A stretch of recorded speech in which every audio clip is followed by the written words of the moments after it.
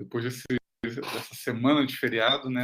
Vamos botar de novo nosso conteúdo em dia, né? E no nosso último encontro, a gente falou sobre o sistema de endomembranas e a gente, né, comentou um pouquinho sobre as nossas organelas membranosas, que faziam parte de um sistema integrado, onde tinha funções, né, essenciais para a produção de proteínas.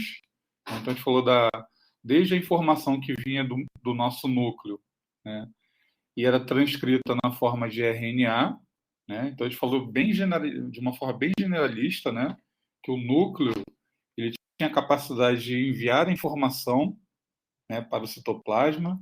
Essa informação era codificada, né, decodificada, né, nos chamados ribossomos, e ali a gente estudou um pouquinho, né, sobre a decisão celular, né, entre aspas, né, da nossa célula ela enviar essas proteínas para outros compartimentos.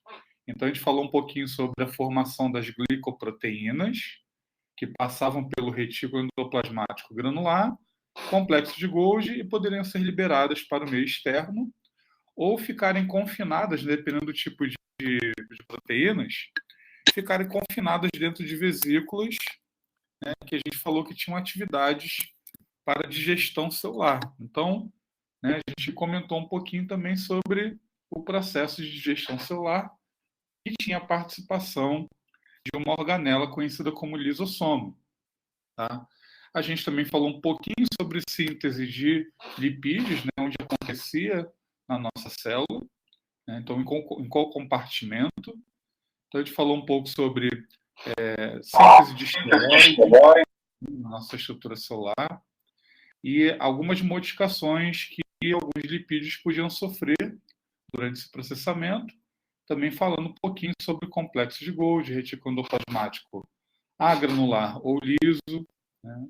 Então, a gente falou sobre compartimentos de membrana que eram importantíssimos para a nossa estrutura celular, para que a gente pudesse ter algumas funções vitais para a nossa célula e, assim, essas funções, de uma forma integrada, pudessem formar, né, estruturas teciduais, né, órgãos, sistemas e assim por diante, porque as nossas células produziam fatores necessários para que eu possa construir um tecido e também que ele pudesse funcionar de forma apropriada, né? Então, na nossa aula anterior, foi muito importante para poder entender a produção, né, a formação de algumas moléculas na nossa estrutura celular. E a gente falou de uma forma muito generalista, né, na aula passada sobre alguns compartimentos, e hoje a gente vai dar um foco um pouquinho maior, né, dar alguns detalhes a mais, né, na estrutura do núcleo. A gente também vai falar um pouquinho sobre material genético, e na próxima aula a gente vai falar sobre como a célula faz, né, as nossas células, as células eucarióticas, né, e a gente vai dar um foco, né, nas células de animais, né, embora a gente vai falar um pouquinho, né, em alguns momentos, sobre algumas células vegetais também, né, mas o nosso foco é célula eucariótica de seres animais e dando um foco, claro, maior para os seres humanos. Tá? A gente vai entender como que uma célula ela consegue multiplicar, quais são as etapas decisivas para que a gente consiga controlar essa divisão, e evitando, assim, problemas durante o processo de multiplicação, né, evitando multiplicações exageradas, né? Mas a gente precisa entender também como estaria organizado esse material genético, como ele se multiplicaria, né? E como esse nosso núcleo ele vai ter uma dinâmica de se desfazer para que uma célula consiga dividir o seu material, né, em duas unidades. Tá? E nessa aula de ciclo também a gente vai ter uma pincelada também, né, sobre diferenças de materiais genéticos, né, em células que vão ser para formar a estrutura do nosso corpo ou células que teriam a finalidade, né, de realizar, né, a fertilização e ali criar um novo ser. Tá? Por enquanto só está na primeira, eu só estou falando do geral. Né? Então, o que a gente vai falar um pouco é da diversidade estrutural, né, de algumas unidades celulares do ponto de vista do núcleo. Tá? As células, algumas células são assim, tá, Beatriz? Então, eu não sei se todos, quer dizer, não sei não, nem todos fazem biologia dos tecidos, mas na biologia dos tecidos a gente já aprende já nas primeiras aulas que dependendo do tipo de célula, ela pode ser um pouquinho mais achatada, ela pode ser um pouquinho mais circular, né, esférica, ela pode ser um pouquinho mais quadrada ou cilíndrica, e o núcleo, a gente vai perceber que ele acompanha, né, a estrutura, né, da célula como um todo. Então, se a célula está mais achatada, o núcleo vai ficar mais achatado também. Então, a gente precisa ter essa ideia, né, de que as estruturas celulares têm uma certa maleabilidade. Tá? Ela vai se adaptar ao ambiente. Então, se naquele momento a célula está mais esticada, as nossas estruturas internas vão acompanhar essa pressão que a célula exerceu. Então, por exemplo, aqui, ó, célula mais achatada, núcleo mais alongado e achatado também. Então, essa é uma característica que a gente vê em biologia dos tecidos para as chamadas células pavimentosas. Tá? Células epiteliais pavimentosas têm essa característica.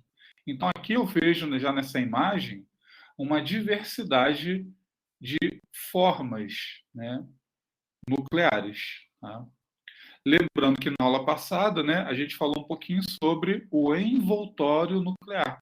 Então, aqui eu tenho que imaginar que eu tenho duas camadas de membranas, membrana nuclear interna e externa, né, formando ali a nossa estrutura nuclear, mas dependendo da estrutura, né, celular, a gente vai ter um formato que pode variar. Tá? E só lembrando, né, que o núcleo só vai existir nas chamadas células eucarióticas, que seriam essas aqui, representadas por esse esquema, onde a gente tem uma estrutura, que no caso aqui é mais esférica, mas contém no seu interior, né, todo o material genético, quer dizer, na verdade, quase 100% do material, porque a gente vai ver mais à frente, né, que a outra parte do nosso material genético que guarda a informação, ele também estaria nas chamadas organelas conhecidas como mitocôndrias. Então, a gente vai perceber, já um spoiler para a aula de mitocôndria, que a mitocôndria também tem material genético. Tá? É uma organela que tem material genético também. Sendo que a maior parte, mais de 99%, né, do material, encontra-se na estrutura nuclear. Tá? Então, isso é muito importante para não cair em pegadinhas. Tá? Quando a gente for trabalhar, né, aprofundar, né, um pouquinho mais essa questão em outras disciplinas. O núcleo não é o único local que tem material genético. A gente também, numa célula eucariótica, vai ter dentro de uma outra estrutura, né? E a gente vai entender por que essa estrutura tem material genético, por que ela tem DNA, tá? O famoso DNA. Tá? Que nos seres procariotos, aí eu vou pegar, né, bactérias, né? As bactérias clássicas, a gente vai ter aqui o material genético, ele é um material genético único, tá? Nas bactérias é um material genético único e circular, esse material principal, tá? E ele fica contido, né, na estrutura, né, citoplasmática sem o envoltório. Então, uma das diferenças que a gente tem quando a gente compara um ser procarioto de eucarioto. Não tem membranas envolvendo a estrutura do material genético. É um material genético único e circular, e a gente vai perceber, né, estudando, né, um pouquinho mais à frente, alguns slides, que o nosso material genético presente dentro do núcleo, ele não é circular, ele é mais linear, formando unidades. Tá? Essa é uma diferença que é marcante também. A complexidade que a gente vai ter no nosso DNA é muito maior do que a gente vai ter dentro de uma estrutura microbiana. Tá? E, além disso, os seres procariotos, no caso aqui, esse representante que a gente está trazendo, além do material genético principal, ele tem materiais genéticos circulares menores, tá? Que na microbiologia a gente vai aprofundar um pouquinho mais essas estruturas, mas elas têm um grande papel na chamada resistência. Muito embaixo, espera aí. Chamada resistência microbiana.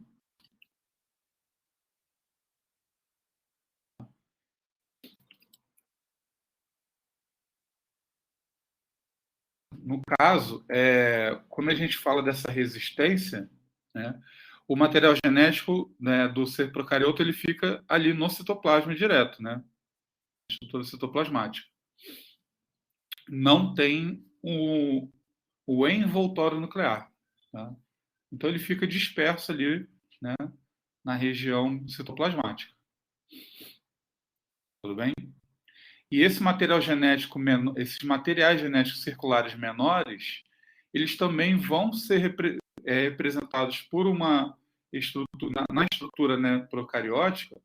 No entanto, também vai ficar ali no citoplasma. No entanto, o que vai acontecer? São estruturas que, por essência, têm esse papel na resistência. Resistência a quê? Né? Então, a gente tem um grande papel, né, associado na chamada resistência aos antimicrobianos. Tá? Então, muitas dessas informações estão relacionadas a bactéria, por exemplo, produzir um fator, né, produzir uma molécula que vai combater aquele antimicrobiano que alcançou, né, aquele meio ou penetrou a estrutura, né, microbiana. Isso. Aí essa estrutura, vocês vão ver em microbiologia, né, esses DNAs circulares são chamados de plasmídeos. Plasmídeos. E uma coisa muito interessante em relação a esses plasmídeos, né, é que de acordo com o seu tamanho, na verdade, né, por ele ter um tamanho mais reduzido, a gente tem a possibilidade de trocar esse material. Trocar com quem? Com outra bactéria, por exemplo. Então, eu consigo ter, né, uma comunicação para realizar essa troca. Tá? Essas bactérias vão ter prolongamentos e vão fazer tipo um canal de comunicação. E por esse canal de comunicação, elas vão conseguir trocar esse material. Qual é o problema, né, dessa troca, né, de material? É que a gente pode reforçar, por exemplo, uma bactéria que é resistente a um antimicrobiano e essa informação ser passada para uma outra bactéria que é sensível. Tá? Então, isso é muito importante quando a gente vai trazer à tona aquela questão do uso indiscriminado de antimicrobianos. Tá? E até algumas décadas, né, para quem é mais novinho, né, a gente tinha, na verdade, muitos problemas associados à questão do uso indiscriminado de antimicrobianos, porque muitos deles poderiam trazer toxicidade.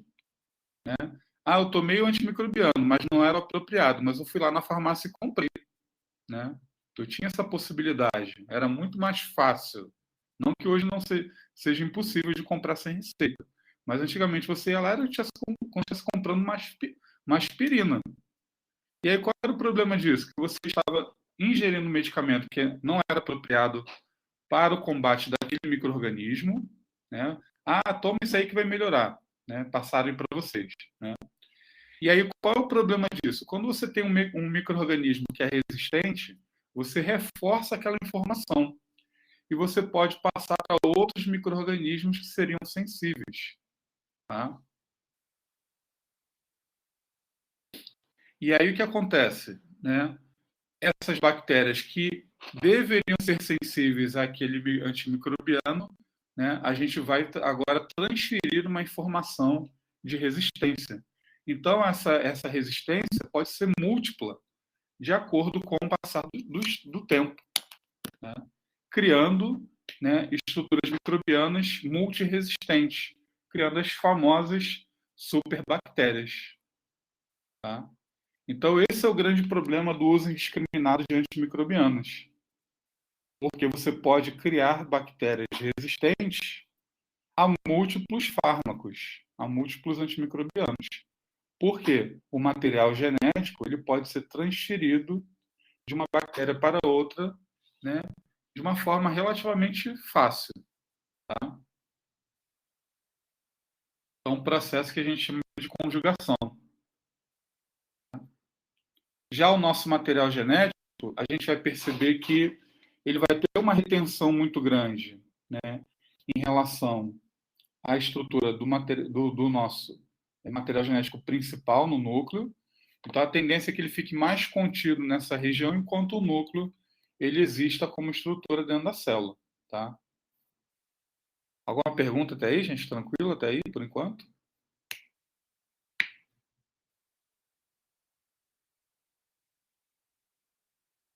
Isso, seria essa transferência, né?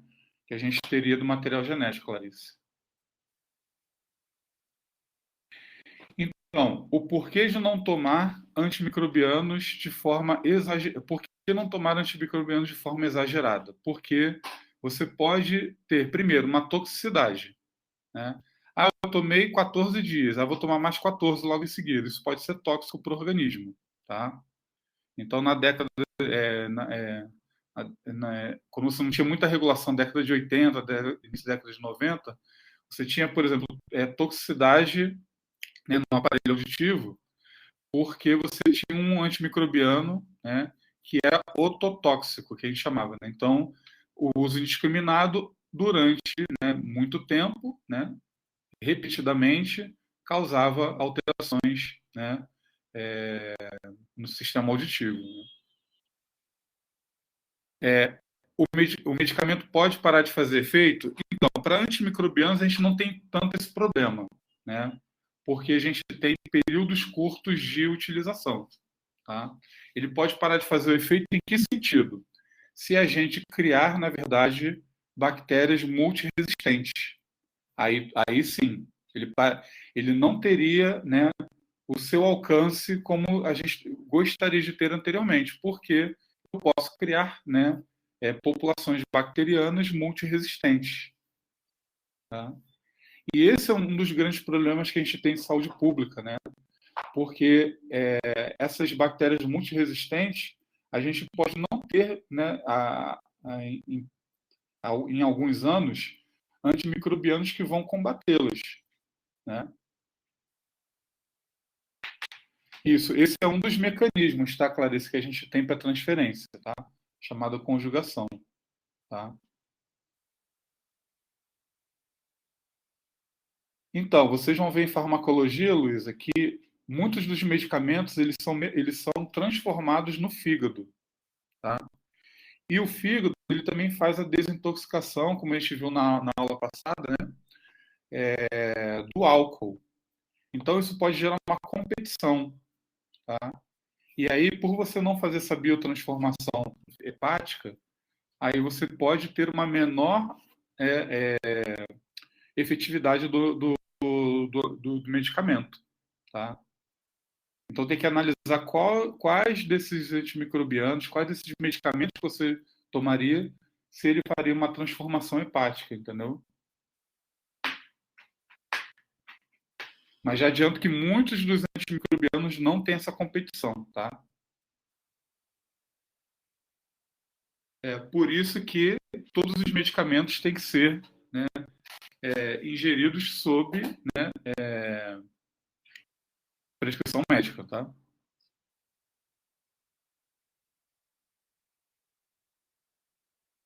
E aí, quando a gente trata assim, a estrutura agora dos seres eucariotos, né, quando a gente fala da estrutura nuclear, que organiza esse nosso material genético principal, né? A gente precisa trazer também uma informação importante em relação ao nosso material genético, propriamente dito, a sua estrutura, e trazendo alguns conceitos que a gente já, né, ouviu em algum momento na nossa vida escolar e acadêmica. Tá? Então, por exemplo, o nosso material genético, a molécula que a gente viu na aula passada também, importante para definir a informação, guardar a nossa informação, ter o código para fazer, né, as nossas proteínas, a molécula responsável por isso é o DNA. Tá? Então, o DNA, na verdade, é o chamado ácido desoxirribonucleico, tá? Mas a gente chama de DNA tranquilamente. Na verdade, é um termo, né, reduzido em inglês, né? Porque se fosse em português seria ADN, tá? Mas o DNA, por convenção, ele é utilizado em português também, tá?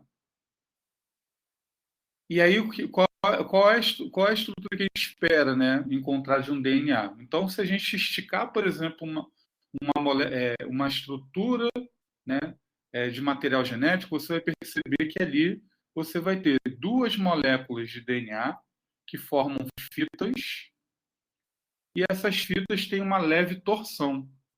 Então, essa estrutura que a gente observa aqui, automaticamente a gente lembra da estrutura do DNA, porque ao interagir essas moléculas, formam essas torções que a gente vai chamar de estrutura, né, molecular em alfa-hélice. Tá?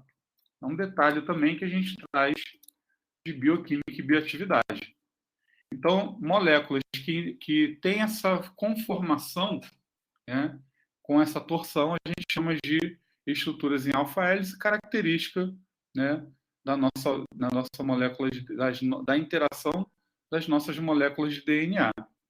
Então, se eu puxar o nosso material genético, a gente vai perceber que ele é formado por duas grandes moléculas. Tá? E essas duas grandes moléculas contêm a nossa informação. Só que a extensão que a gente tem dessas moléculas é muito grande. Tá? Então, todas as unidades que a gente vai observar, né, no nosso material genético são compostas por grandes moléculas muito extensas, né, do nosso material genético, que, em princípio, as nossas moléculas de DNA são as maiores moléculas que a gente tem no nosso organismo. Tá? Porque elas são contínuas e, por ter essa grande extensão, a gente tem um outro problema. Tá? Porque se a gente tivesse todo esse material genético, né, de uma forma aberta, de uma forma não compactada dentro de uma célula, esse material não caberia dentro da célula. Tá? Então, o que acontece? Nas nossas células eucarióticas, devido a essa grande extensão, qual é a estratégia que foi, né, definida para que a gente pudesse, né, permitir que a nossa célula, né, pudesse comportar, né, toda essa informação? Então, se a gente tem algo espalhado dentro de casa, o que a gente faz? A gente organiza. Né? Então, vamos supor que assim, eu fui lá na Biblioteca da Veiga, né? Fui lá no campus. Todos os livros estão espalhados no meio do salão? Não estão. Eles estão organizados na estante. Tá? Nas estantes, né, para que a gente consiga lá e, né, pegar a informação, como a gente viu na aula passada, né, que a gente falei rapidamente, né, fiz a analogia. Né? Então, se eu tenho essa informação agora organizada, eu consigo agora, né, ter menos volume de ocupação e agora eu consigo fazer com que essa informação ela fique mais organizada dentro da minha célula, né? E eu consigo ainda restringir dentro da estrutura nuclear. Então, o que a gente vai trazer agora de informação? Se todo o nosso material genético não tivesse compactado, a gente não teria um problema porque não caberia dentro da célula e muito menos no núcleo. Tá? Então, essas estruturas mais organizadas do nosso DNA, né, vão formar unidades que a gente vai chamar de cromossomos. Então, os cromossomos são as unidades que eu vou ter do nosso material genético, que nas células eucarióticas vai ter graus diferentes de compactação, mas eu preciso compactar esse material para que ele, de fato, caiba, né, dentro da nossa célula. E a gente também vai perceber que essa compactação ela é importante para definir qual parte do nosso material genético vai ser utilizada naquele momento. Tá? Então, a gente vai perceber, né, a gente vai ver daqui a pouquinho, que a compactação ela pode esconder a informação para não ser utilizada naquele momento. Tá? E se eu quiser utilizar aquela informação, eu vou ter que descompactar aquele material. Tudo bem até aí, gente? Já vou deixar aqui para vocês também a lista de presença para vocês assinarem, tá? Para essa respirada, né? Então, o que eu trago de síntese dessa informação é: o DNA é a molécula que guarda a informação. O cromossomo é a unidade que a gente vai ter, né, fruto da interação dessas duas moléculas de DNA e compactado, né, em diferentes níveis, formando essas unidades na célula eucariótica. Tudo bem? Tudo certo. Então, qualquer coisa, só volta aqui, né? E quando eu olho para uma célula, e aí trazendo aquela informação que a gente comentou ali no início, né? Dependendo do formato da célula, dependendo da tensão que essa célula vai ter, né? Naquele tecido, a gente pode ter algumas estruturas celulares que o núcleo vai acompanhar né, a estrutura da unidade celular, ou isso pode ser já uma característica definida pela, pela genética daquela célula. Tá? Então, opa, peraí, apertei sem querer aqui. Então, não necessariamente vai ser pelo formato da célula, porque a gente pode perceber aqui, ó, que a gente tem várias células arredondadas, mas o núcleo é diferente. Tá? Mas a gente também pode ter por alteração, por acomodação. Né? Então, se a célula é mais esticada, eu vou forçar o núcleo a ser mais, né, alongado, né, mais achatado também. Mas nesse caso aqui não. Tá? Então, o núcleo ele pode acompanhar, né, a estrutura celular, ou isso já pode ser definido, né, geneticamente para cada tipo celular, né, ter a característica, do formato do seu núcleo, e isso pode ajudar a gente também em alguns momentos do ponto de vista clínico. Tá? Isso pode auxiliar a gente a definir qual célula a gente está trabalhando naquele momento. Tá? Então, de uma forma, né, geral, né, a gente vai perceber, né, que nessa lâmina de tecido sanguíneo, a gente tem uma variedade relativamente grande de estruturas celulares com variações nucleares. Eu consigo trazer para vocês, né, qual seria aquela célula. E, nesse caso aqui, num exame chamado hemograma, eu vou utilizar exatamente essas variações nucleares como um parâmetro para a contagem do número de células. Tá? Então, a gente observa em tecido sanguíneo, na aula de tecido sanguíneo, que dependendo do tipo celular, a gente vai ter uma quantidade, né, diferente no tecido sanguíneo. Nem todas as células vão ter o mesmo número. Tá? Então, isso vai variar de acordo com o tipo celular. Então, por exemplo, aqui eu tenho várias células avermelhadas, né? E essas células avermelhadas são as hemácias. Tá? E a gente vê na aula de tecido sanguíneo que elas são responsáveis pelo transporte, né, de gases no nosso tecido sanguíneo. O oxigênio, gás carbônico. Né? Então, é essa célula aqui que vai transportar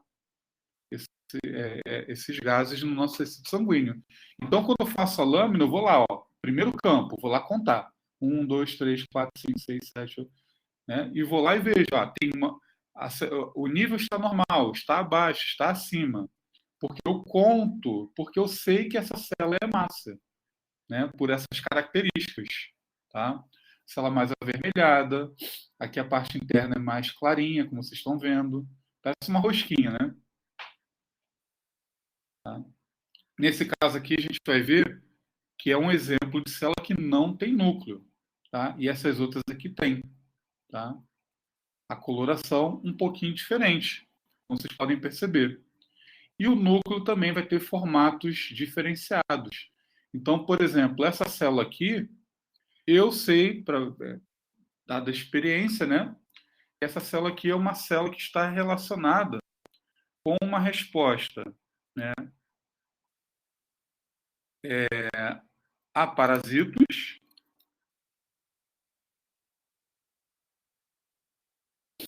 ou uma resposta, né, de hipersensibilidade.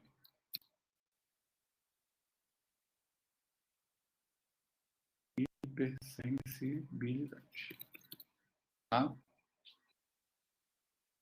Então, se eu tenho assim, um quadro, pessoas que têm um quadro alérgico crônico, né, respiratório, por exemplo, né, que é o meu caso, né, a minha contagem é sempre um pouquinho maior dessas células no sangue. Essa célula aqui é o chamado eosinófilo.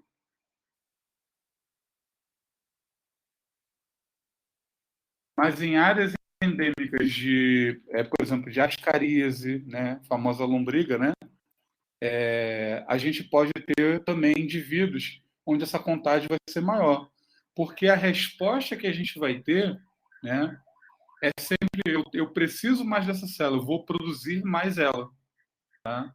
Então eu tenho que combater os parasitos, eu vou produzir mais essa célula. Então o que vai acontecer? Eu sei que essa célula tem um núcleo que ela tem uma dupla compartimentalização, né? É uma bilobulação que a gente chama.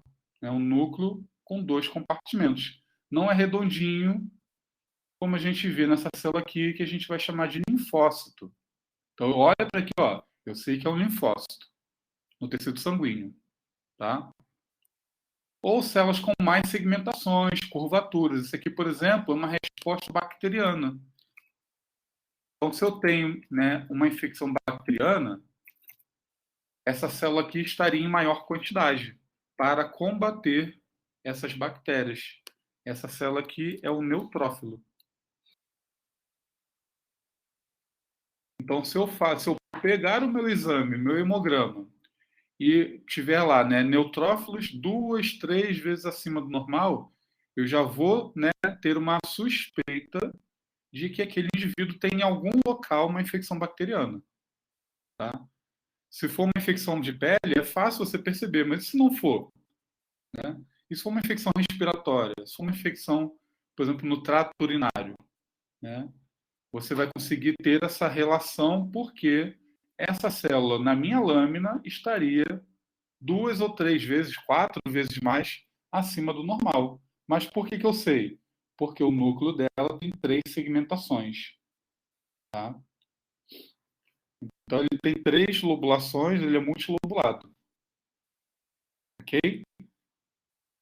Então, entender onde eu quero chegar? Dependendo do formato do núcleo, eu posso ter uma informação que pode ser útil para a gente, para caracterizar aquele tecido, e a gente pode usar essa informação para o diagnóstico. Então, os nossos leitores, né, de hemograma, automatizados, eles também usam essa informação, tá? Da estrutura nuclear e também tem outras informações celulares, por exemplo, aqui. A coloração aqui está mais avermelhada, né, e outros não, né? Mas por quê? Ó? Se eu der um zoom aqui para vocês, vocês vão perceber que aquele vermelhinho que a gente estava vendo, na verdade, eram grânulos, né? Estruturas granulosas que o nosso equipamento também vai ler. Opa, tem muito grânulo, né? O núcleo tem essa conformação, né? A gente vai conseguir ter essa informação, né? Dado ali automatizado no nosso exame. Tá? Então, o hemograma em lâmina é relativamente mais confiável, que a gente está vendo, né, a nossa amostra. Né? O automatizado pode ter algum desequilíbrio, né, algum do equipamento, né? desregulação do equipamento. Então, em lâmina, geralmente é o nosso preferencial, né, para dar o diagnóstico mais preciso. Tá? O automatizado, geralmente, a gente usa na parte de emergências, né, para fazer aquele primeiro atendimento. Tá bom? E o confirmatório a gente faz com lâminas. Tá? Esse é um pouco da rotina laboratorial que a gente tem nesses locais, né? Tudo bem até aí, gente?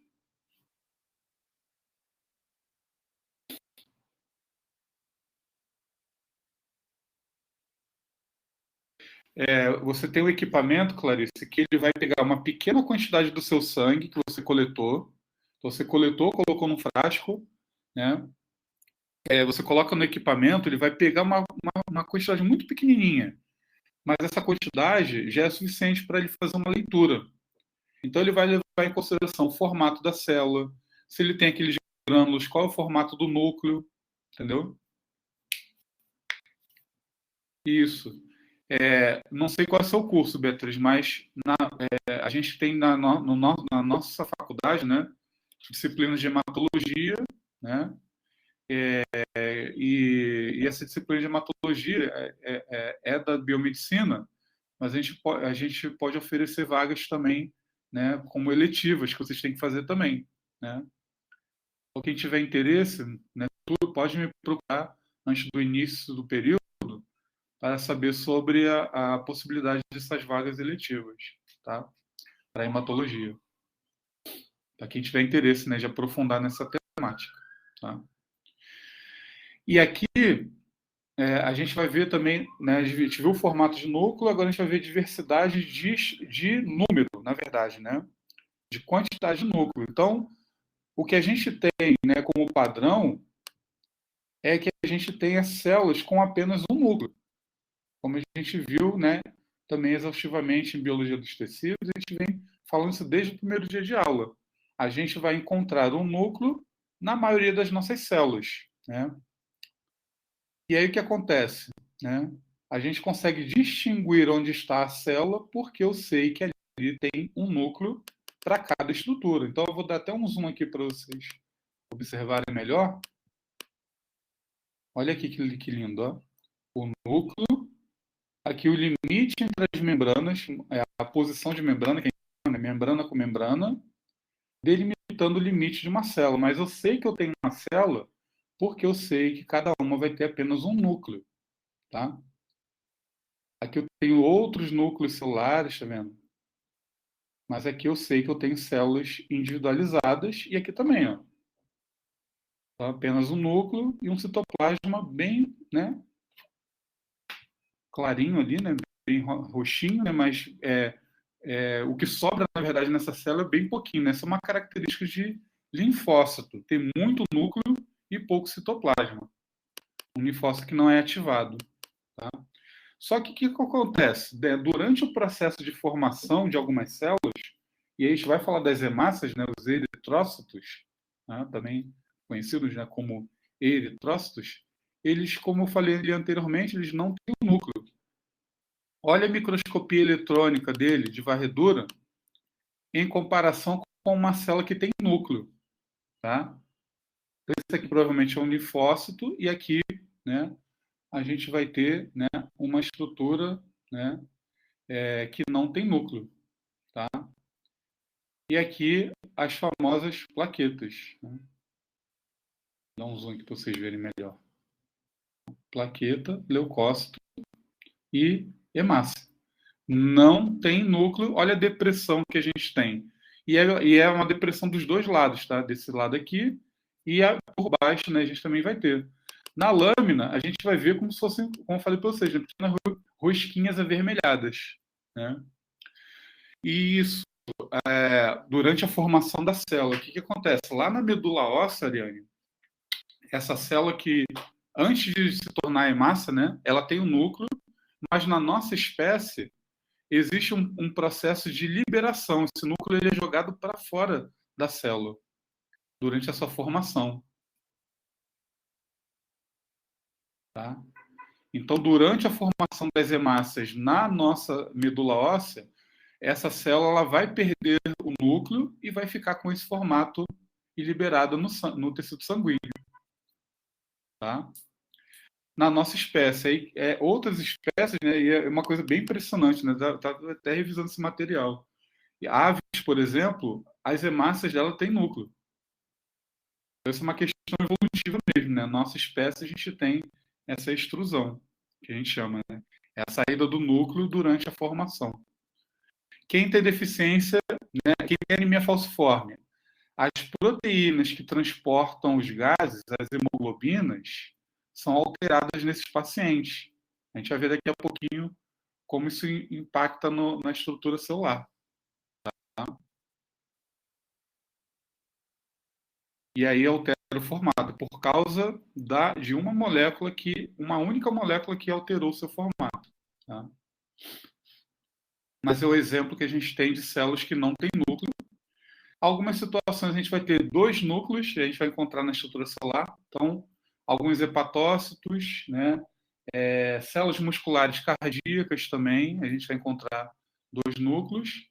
E aqui, né, o que a gente fala também muito, né, e quem já fez biologia dos tecidos, o que a gente está fazendo agora, né, a gente falou dos osteoclastos, né, com C, osteoclastos, que a gente falou lá, quem estava aqui desde o início, né, lá nas primeiras aulas, aquela célula que estava degradando a matriz óssea.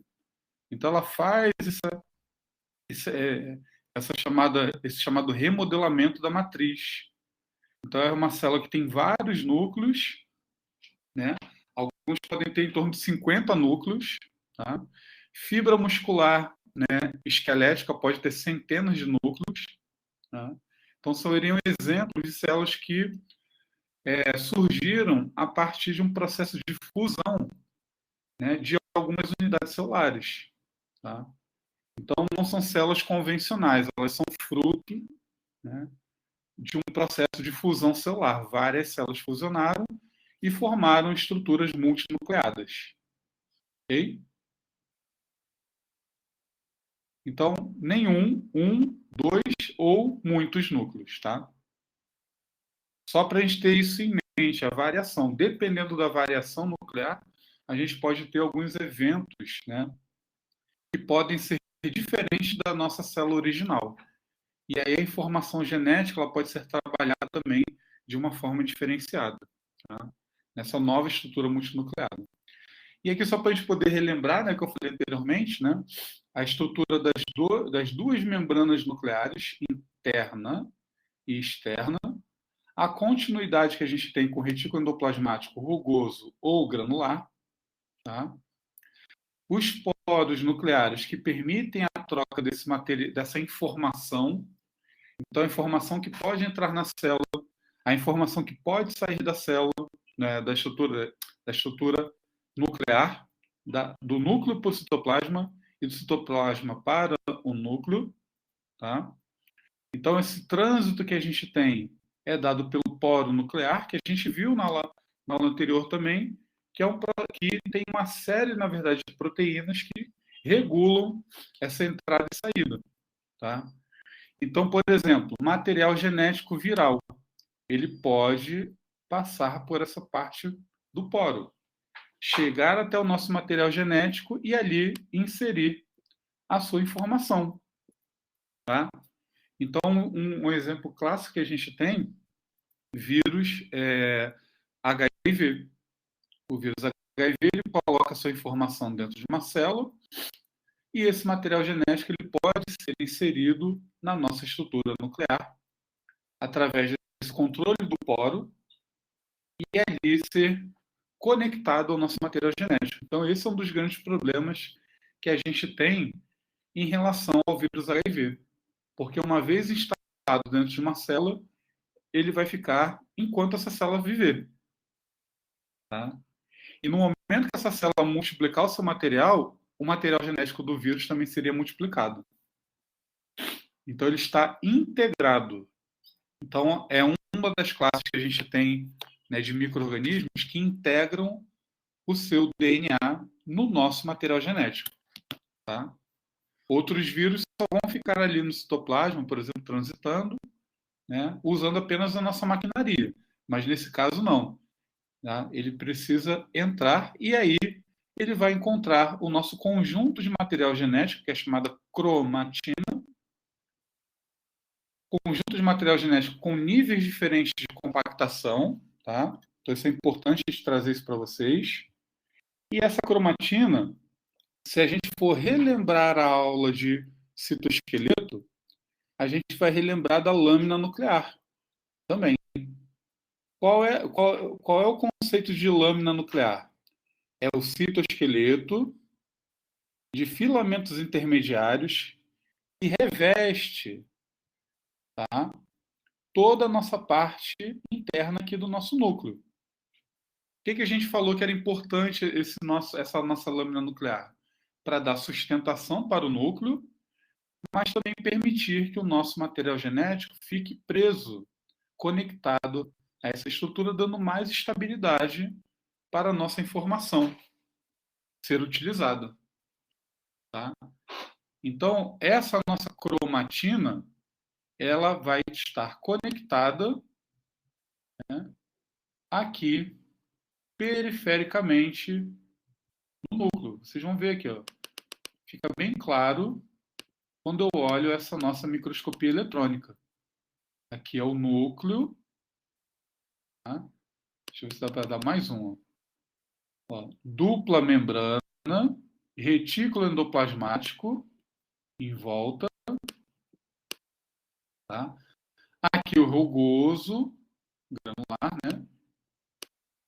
Aqui eu tenho parte do agranular, mas olha aqui, ó, dupla membrana, e aqui na parte interna, essas zonas mais escuras é a nossa cromatina mais compactada. E ela está conectada à membrana interna do nosso núcleo. Essas zonas mais escuras, que a gente chama de zonas eletrodensas, eu posso falar para vocês, ó, aqui é o nosso material genético mais compactado, mais periférico, e aqui internamente vocês vão ver zonas mais clarinhas, né? Material genético, cromatina menos compactada, tá? Então a cromatina que está distribuída aqui no nosso núcleo é o nosso material genético organizado, é o nosso DNA organizado, né? Nessa nossa estrutura nuclear. Tudo bem até aí, gente? Então, esse termo cromatina a gente vai utilizar algumas vezes durante a aula de hoje e durante as próximas aulas, tá? Então, o que eu tenho que imaginar? É como se é o nosso material genético organizado, compactado em diferentes níveis, tá? E vocês vão perceber aqui também que a gente tem uma estrutura chamada nucleolo. Quase que rolou minha língua, né? Lá no céu da boca. Nucleolo, né? O nucleolo, vocês vão perceber, né, até como está apontando aqui nessa imagem, né, é uma zona mais escurecida, mais eletrodensa também. Só que não é uma região exclusiva de material genético. A gente tem também nessa região proteínas. Tá? Então, são regiões que eu vou ter. Eu vou concentrar regiões do material genético nessa porção, onde eu vou ter uma alta produção, né, de uma estrutura conhecida como ribossomo. E o ribossomo, eu lembro, professor. O que é o ribossomo? Quem lembra do ribossomo? Eu até falei rapidamente hoje, né?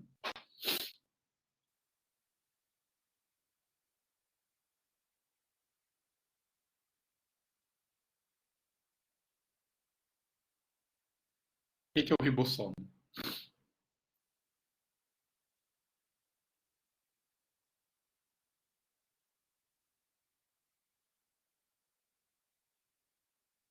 Organela não membranosa, perfeito, e produtora de proteína. Isso aí. Então, é a estrutura que eu vou ter, né, a organela não membranosa, que vai pegar a informação que veio do núcleo. Né? E a partir dessa estrutura, eu vou conseguir fazer, né, a produção das minhas proteínas. Só que o que acontece? Por não ser uma uma organela membranosa, né? Qual seria então a estrutura dela?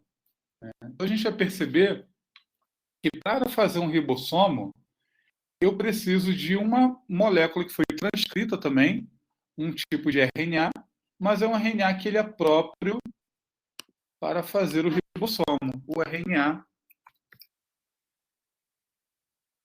ribossomal ou ribossômico. Então a célula ela vai transcrever esse RNA, que ficaria aqui nessa região, tá? E algumas proteínas que foram transcritas no citoplasma, elas podem entrar no núcleo e realizar um complexo com esse RNA ribossomal. Então, são proteínas específicas para montar um ribossomo, entram em contato com esse RNA e eu formo lá a minha estrutura do ribossomo aqui na estrutura nuclear e essa estrutura vai sair para o citoplasma. Então, ó, material genético dentro da célula, produzo o RNA que vai montar o meu ribossomo e esse RNA ribossomal vai entrar em contato com proteínas. Proteínas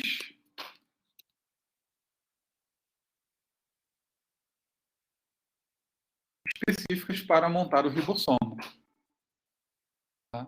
Então, essa estrutura vai conseguir deixar o núcleo através dos poros e, uma vez ali no citoplasma, né, as unidades que eu vou ter, né, do meu ribossomo, eu consigo montar agora uma estrutura que vai produzir, né, as minhas proteínas. Só que o nucleolo, gente, é uma área que é transitória. Ela não existe a todo momento na minha célula. E aí vamos fazer, então, uma referência, né? Vamos tentar fazer uma relação.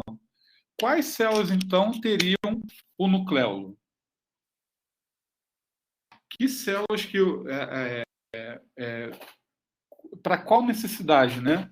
Que a célula teria para justificar o ter o nucleolo naquele momento, né?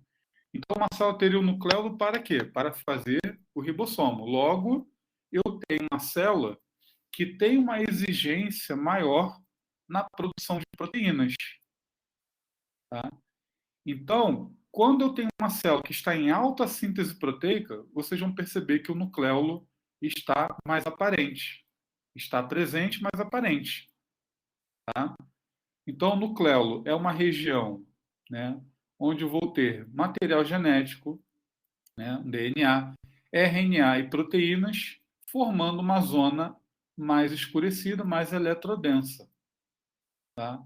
E essa estrutura estaria presente em células com alta atividade de síntese proteica, porque eu tenho que produzir mais ribossomos para atender aquela demanda que aquela célula tem naquele momento, como a gente falou na aula passada. Né? Se eu tenho maior produção, eu tenho que ter mais maquinaria. Concordam? Então, em biologia dos tecidos, por exemplo, eles trabalham muito com esse conceito para áreas onde a gente tem lesões, por exemplo. Né? E em processos patológicos, a gente vai falar um pouquinho sobre isso também, né, mais à frente, né, em uma outra disciplina. Quando eu tenho, por exemplo, uma lesão na pele. Lesão na pele, eu tenho que repor a matriz. Né? Processo de reparo tecidual, que pode ser uma regeneração ou pode ser uma cicatrização. Só que naquele tecido conjuntivo da pele, o que acontece? Eu vou ter uma célula conhecida como fibroblasto. É uma célula que vai ter, né, uma alta síntese proteica, várias organelas que produzem proteína, mas quando eu olho para essa estrutura, eu vou encontrar o nucleolo no fibroblasto. E essa célula, quando ela envelhece, quando ela perde um pouco, né, dessa capacidade de produção de matriz, ela vai ficar mais delgada, né, mais fininha, e o nucleolo já não fica mais aparente. Então, esse é o fibroblasto ativo, né? E o menor atividade ou inativo, fibrócito. Tá? Então, no meu reparo de uma lesão na pele, o tecido conjuntivo, eu vou ativar os fibroblastos para repor aquela minha matriz. Se essa reposição for muito exagerada, eu faço o que a gente chama de cicatriz. Tá? Aí a diferença que a gente tem de uma recuperação de uma lesão, né, onde eu teria, né, o tecido praticamente original, né, igual ao original, ou, por exemplo, uma queloide, né, uma cicatriz hipertrófica. Né? Então, quando eu olho para o tecido que está em recuperação, eu vou perceber que os fibroblastos teriam nucleolo aparente. Tá? Tudo bem até aí, gente? Então, resumindo, o nucleolo é um local de processamento, montagem e maturação dos nossos ribossomos. Tá? E a gente vai pontuar isso também em outros momentos, né? Para quem faz biologia dos tecidos, né, em algumas situações importantes. Tá? E aqui, gente, uma coisa importante, né, que a gente precisa ter em mente quando a gente fala de moléculas de DNA e informação. Tá? O famoso código genético. Tá aqui, ó. Código genético. O famoso termo código genético. Opa, tá, né? O famoso termo código genético, a gente vai agora destrinchar por que ele é um código. Né? Então, gente, código, na verdade, é quando a gente vai utilizar alguns símbolos, né, definindo uma determinada informação. Tá? Por exemplo, computadores, né, na parte de informática, a gente tem um código binário, 0 e 1. A ordem do 0 e 1, né, vai variar de acordo com o código de programação que a gente vai ter, né? E isso vai dar uma informação diferente de acordo com a posição que a gente vai ter. Então, 00100 é diferente de 100100, entendeu? De acordo com a ordem que você colocar, você tem uma informação diferente. Alfabeto, gente, as letras do alfabeto. Tá? Então, é um código também. Tá? Então, cada alfabeto vai ter um código, né, diferenciado. Né? Se eu for pegar, por exemplo, árabe, pegar hebraico, pegar, né, português, os códigos são diferentes. A informação que eu estou dando, às vezes, é até a mesma informação. Né? Mas o código que a gente vai ter é diferente para formar aquela informação. Por que eu dei essa volta toda? Né? Porque o nosso código genético ele é baseado, né, numa estrutura conhecida como nucleotídeo.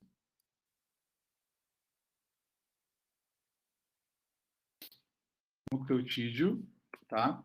Esse nucleotídeo ele tem 3 estruturas básicas, né, que seriam um radical chamado fosfato, uma ribose e uma base nitrogenada. Mas qual é o foco que eu quero trazer para vocês? Né? A gente tem 5 estruturas básicas que a gente tem de nucleotídeos, tá? Sendo que para formar uma molécula do DNA a gente vai usar 4 estruturas. E vocês vão perceber que aqui, esse código de cores, cada cor é um nucleotídeo diferente. Onde essas regiões de bases nitrogenadas é que vão permitir a conexão entre as duas fitas de DNA. E é justamente essa região que é diferente nesses nucleotídeos. Por isso que o nosso código genético ele é representado por 4 letras. Tá? E que letras são essas? Aí eu vou dar aqui para vocês. Ó. Se vocês observarem aqui, ó, cada cor tem um nome diferente. Ó, o vermelho, guanina. O azul, citosina. A adenina, né, amarelo. E roxo, timina. É o nome que a gente vai ter dessas bases nitrogenadas que dão nome aos nucleotídeos. E aí, de uma forma muito prática, né, a gente vai usar a primeira letra dessas bases. Então, o código genético, na verdade, é uma ordem que a gente vai utilizar, né, aleatória, inicialmente, né, mas ela precisa ser mantida. Desculpa, essa é a estrutura do DNA. Então, aqui, ó, tem uma molécula do DNA onde os nucleotídeos estão conectados, e aqui eu tenho outra molécula de DNA onde os nucleotídeos estão conectados, tá? E a ordem que a gente vai ter, ela tem que ser mantida, tá? Na nossa molécula do DNA. E se a gente não mantiver essa ordem? Então, a gente vai ver na próxima aula que a gente consegue duplicar o material, mas se a gente duplicar errado, a gente tem as chamadas mutações, né? A gente pode, ao multiplicar errado, ao perder pedaços do DNA, a gente pode provocar mudanças que vão impactar muito, né, em alguns momentos a nossa estrutura celular, ou algumas mutações vão passar sem ser percebidas. Engasguei aqui agora, desculpa. Isso, a uracila também é um nucleotídeo, tá? Deixa eu botar aqui para vocês, uracila. Só que se eu observar no código genético a uracila, você já vai desconfiar, não é DNA, é RNA. Então, assim, ó, vocês podem até ir no Google, assim, por exemplo, agora pegar código genético, né, insulina. O que vai acontecer? O que vocês vão achar lá? E aqui eu estou botando não é exatamente da insulina. Você vai ver uma ordem, né, de nucleotídeos, né, de forma aleatória, mas ela precisa ser respeitada naquele código. Não posso mudar, tá? E aí o que vai acontecer? Eu olhei, ó, só tem G, T, A e C. Opa, DNA, né? Aí se eu for copiar essa molécula de DNA para RNA, né, eu uso isso como base. E qual é a regrinha que eu vou utilizar? A mesma regrinha que eu estou tendo aqui, ó. G vai parear com C e o A vai parear com T. Só que no RNA eu não tenho T. Eu vou ter o U, que é o uracilo. Então, uma diferença que a gente vai ter também. Então, quando eu vou copiar, por exemplo, DNA para DNA, olha o que vai acontecer. Ó. G, vou parear com C. T, eu parei com A. Então, isso aqui que eu estou fazendo, a nossa célula faz a todo momento. Quando eu vou copiar o material genético, ela vai vendo quem é o complementar.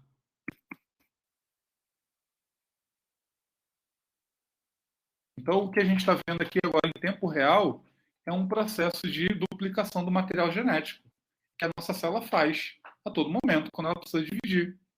Tá? Agora, se eu quiser, por exemplo, fazer um RNA, aí eu tenho que ter aquela regrinha, ó, G, C, A, T. Não é T, é U. A. G, G, C, C, U. Aí você já fala que, opa, né? Agora eu sei o que é um RNA. Tá? Então, essa relação que a gente tem é muito importante para entender como que uma molécula de DNA consegue interagir com a outra e como eu consigo fazer transcrição e duplicação. Transcrição do RNA, né? Em RNA e duplicação do DNA em DNA. Tá? É o mesmo princípio. Porque eu vou ter os nucleotídeos como blocos, unidades, que vão permitir que eu possa montar a minha molécula de DNA e ali eu criar o código genético. Tá? Então, esse código ele precisa ser mantido nas nossas células. Tá? Uma alteração pode levar a impactos severos no nosso organismo. Tá bom? Então, a mutação, eu vou ter mudanças desses materiais.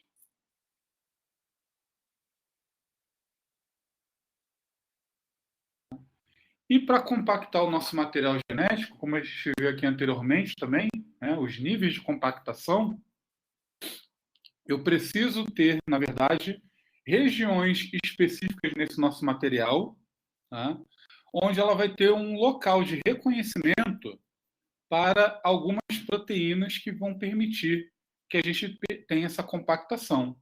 Então, o material genético, o DNA, ele pode interagir com proteínas, tá, de diversas naturezas, tá? Sendo que a proteína que a gente vai nomear aqui de histona é uma proteína... Opa, saiu errado aqui. A proteína histona, da família das histonas, né? Elas têm um papel na compactação do nosso material genético. Outras proteínas vão interagir para ter algumas relações ali na regulação da informação. Mas nesse caso aqui, as histonas elas têm um papel importantíssimo para iniciar o processo de compactação. A compactação ela não é aleatória, ela é organizada. Tá? Então eu tenho aqui, ó, representado aqui em azul, né, o roxo, né, a fita do nosso DNA, as fitas, né, do nosso material genético. E aqui, quando você tem uma ativação dessas histonas, ela interage com o nosso material genético e esse material ele vai se enrolar. Então, literalmente, o que você vai ter aqui, né, como se fosse, né, um enovelamento, né, como se fosse um carretel de linha, né? A histona, né, o complexo de histonas, né, seriam proteínas, entre aspas, carretéis, e o nosso DNA, a linha. Tudo bem, gente? Essa primeira etapa, né? E essa primeira etapa, na verdade, quando eu crio, né, esse complexo DNA, material genético, né, com as nossas histonas, eu estou criando os chamados nucleossomos. Tá? Então, o nucleossomo é a primeira estrutura que eu vou ter ali de compactação do nosso DNA. E esse grau de compactação ele pode ser aumentado com a organização desses nucleossomos. Olha aqui como eles estão mais alinhados, né? Mais compactados. Então, tem um estímulo que vai permitir que eu possa ter uma organização maior desses nucleossomos e ali o meu material genético vai ficar mais confinado, mais organizado e ele vai compactar de uma maneira melhor, podendo ficar mais restrito naquele espaço que, né, já era mais reduzido, né?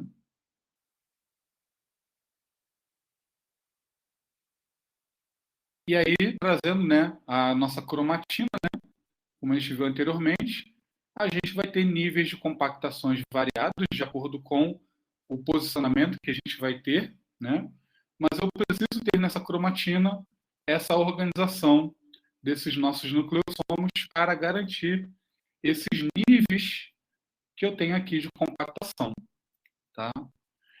Então, quando eu trato agora, né, de compactação, eu vou trazer aquela informação que a gente trouxe lá no início da aula, né?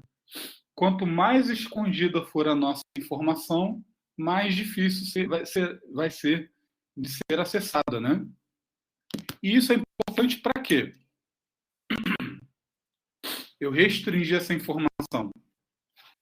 Por que seria importante eu impedir a leitura da informação genética? Agora é uma pergunta que eu trago para vocês. Além de compactar, né, a questão espacial, qual seria o ganho, né, que uma célula teria de esconder a informação?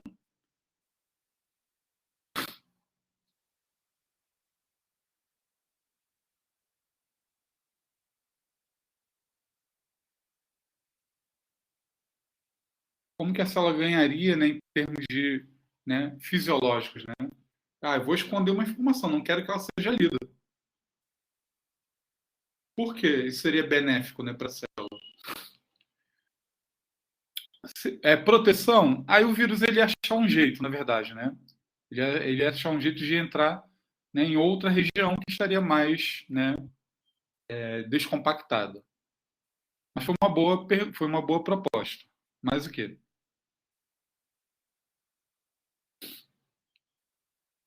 Ah, ó, Ludmilla falou aí, ó, não manifestar determinada informação.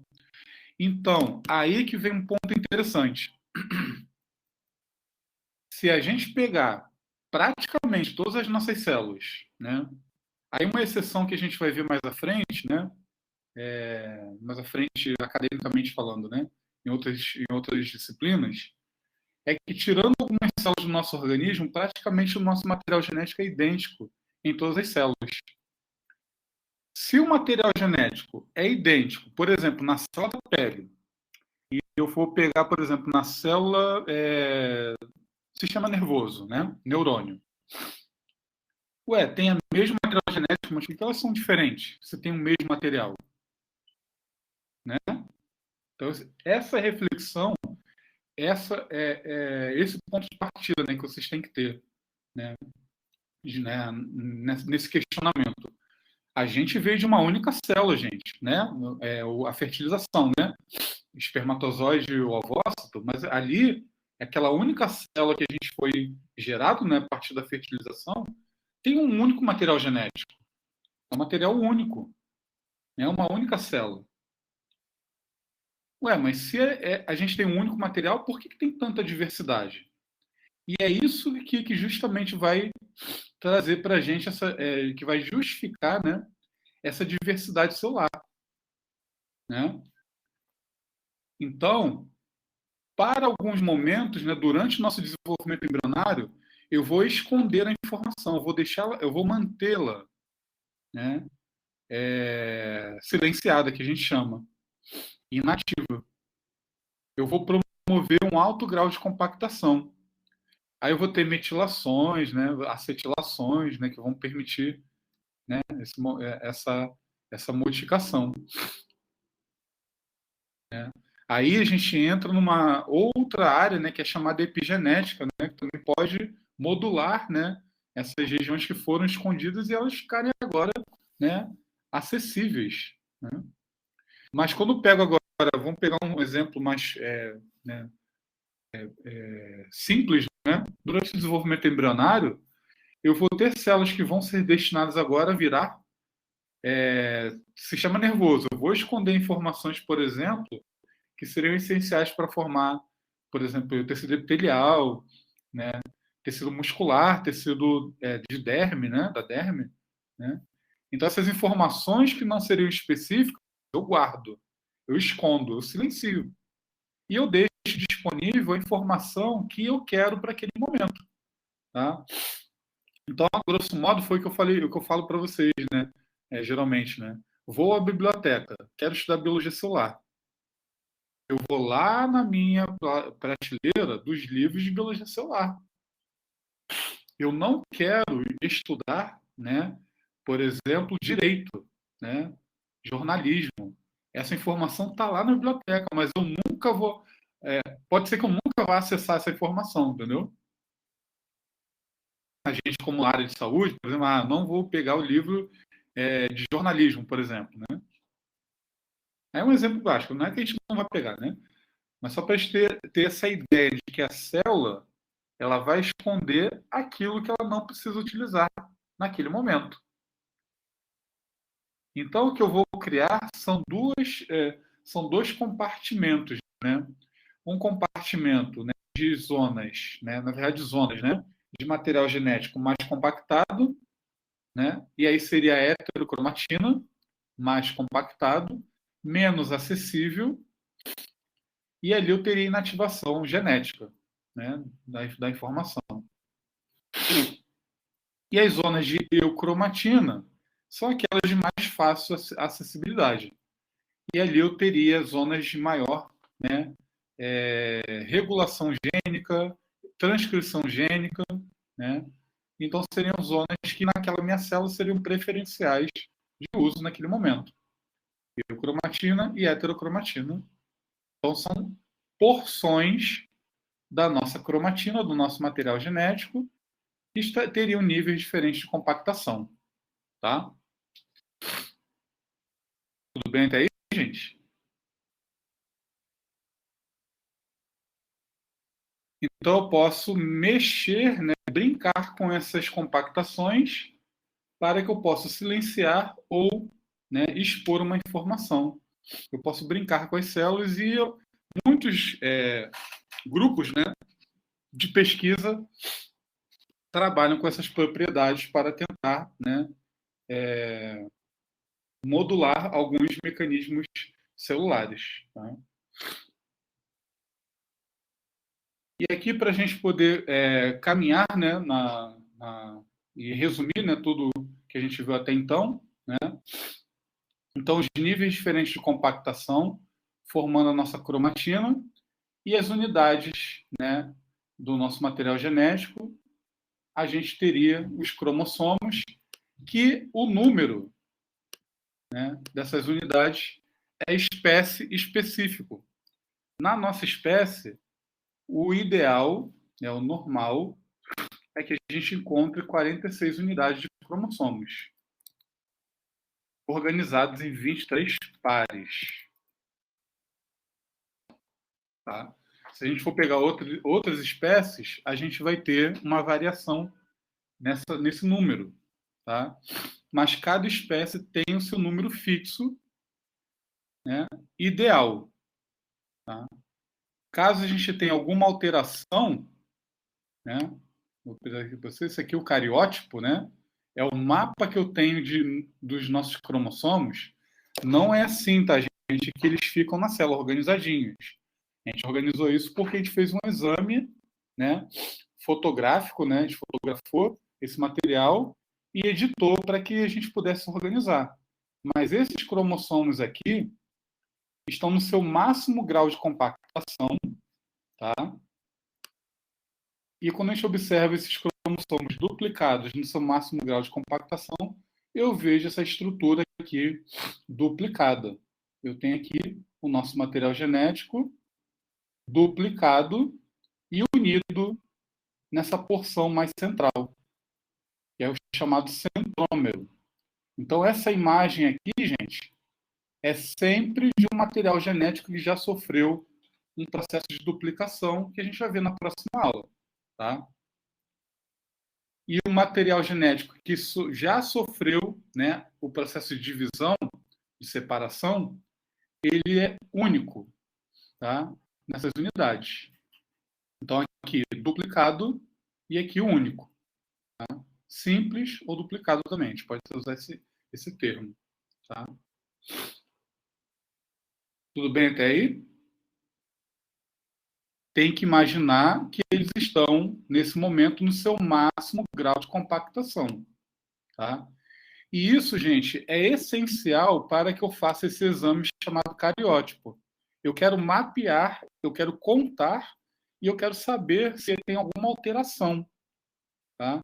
Então, vocês vão perceber que eles estão organizados aqui com essa numeração, e essa numeração ela vai definir para a gente os pares de cromossomos. Vocês vão perceber que eles não têm o mesmo formato. Cada par de cromossomo vai ter um formato diferenciado. Tá? E aqui eu vou ter, né, listado os cromossomos que são denominados sexuais, que vão definir o gênero daquele indivíduo. Tá? Na nossa espécie, a gente vai ter aqui o X e Y, esse indivíduo ele seria do gênero masculino. Claro que biologicamente falando. Tá? E se fosse feminino?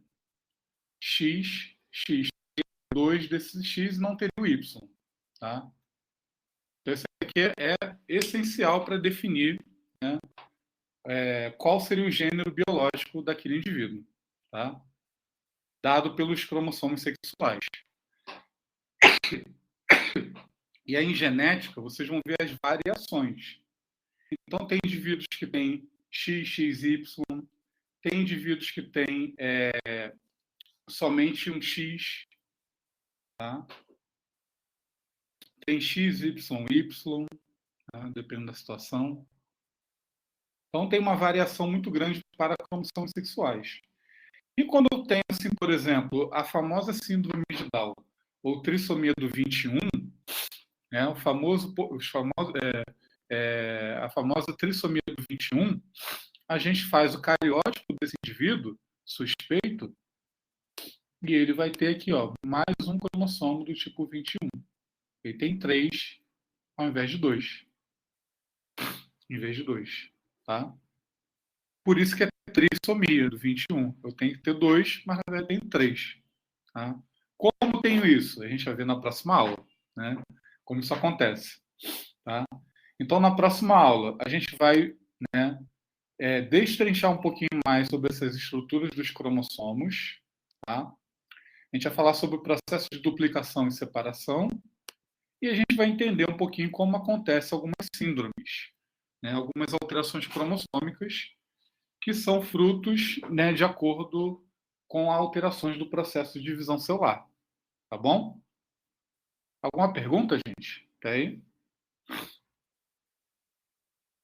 Para quem não assinou, né, última oportunidade aí de assinar nossa lista de presença. Alguma pergunta? Esse material, gente, vocês podem baixar aqui. Tá? Eu vou colocar lá no material de estudo também. E a gente já tem os slides também para a próxima aula, tá? Já aqui, então se quem quiser já dar uma lida, né, já pode adiantar também. Geralmente quando você assina e dá lá, né, a mensagem é porque foi, tá? Se tiver na dúvida, né, pode preencher novamente, não tem problema, mas eu evito, né, porque senão ficam muitos nomes, né, na minha